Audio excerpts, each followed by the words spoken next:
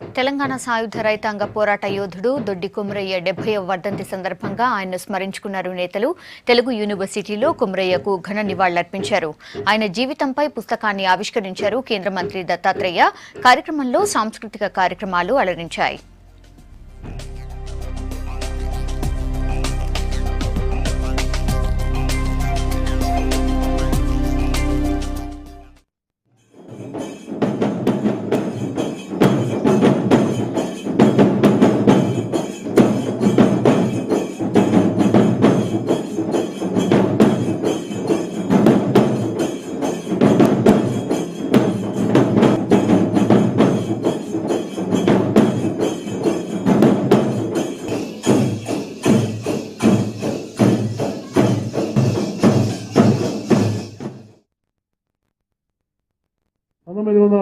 లో మొట్టమొదటిసారిగా తుపాకీ గుండుకు అమరులైనటువంటి వారంటే దొడ్డి కొమరయ్య గారని నేను మీకు హృదయపూర్వకంగా మనవి చేస్తా ఉన్నాను.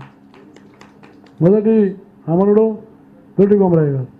మరి నిజంగా వారు ఒక మామూలు గొర్రెల కాపరులో ఉన్నటువంటి కుటుంబం నుంచి ఈనాడు కురుమలు అనేటువంటి ఒక దాని నుంచి ఆయన అనేకమైనటువంటి దౌర్జన్యాలకు వ్యతిరేకాలకు ఆయన పోరాటం చేయడానికి అనేక మందిని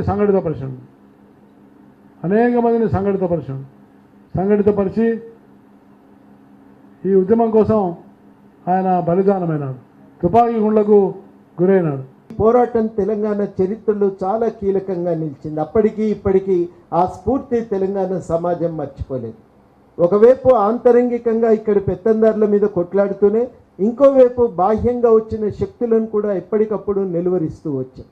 ఆ నిలువరించటం ద్వారా తెలంగాణలో తమ ఒక ప్రాతినిధ్యాన్ని పెంచుకోవాలన్నది ఇక్కడ ప్రజలకు ఉన్నటువంటి తాపత్రయం.